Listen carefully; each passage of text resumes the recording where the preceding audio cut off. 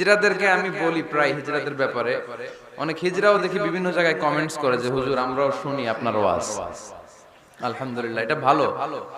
এই যে তৃতীয় লিঙ্গ, থার্ড জেন্ডার, এরা অবহেলিত কিন্তু আমাদের দেশে, কিন্তু এদেরকে নিয়ে আমাদের ভাবনা নেই। সংখ্যায় একেবারে কম নয়, এদের সংখ্যাও অনেক। এরা আমাদেরই সন্তান। মাঝে মাঝে এমন জায়গা থেকে রিজিক আসে আমরা কখনো ভাবি নাই, ভাবছি হঠাৎ কোত্থেকে যেন খাওয়ার ব্যবস্থা হয়ে গেল, হঠাৎ কোত্থেকে যেন রিজিকের ব্যবস্থা হয়ে গেল। আপনি শুধু খাবার দাবার আর টাকা পয়সাকে রিজিক মনে করবেন না, আল্লাহর দেয়া সব নেয়ামতি রিজিক। এই যে সন্তান পেয়েছেন, এটা কার পক্ষ থেকে রিজিক? স্ত্রী পেয়েছেন, দিয়েছে কে? সবাই মিলে চাইলে একটা সন্তান বানানো যায়।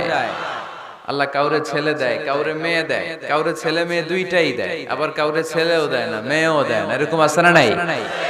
নিঃসন্তান বানিয়ে আল্লাহ পরীক্ষা করে।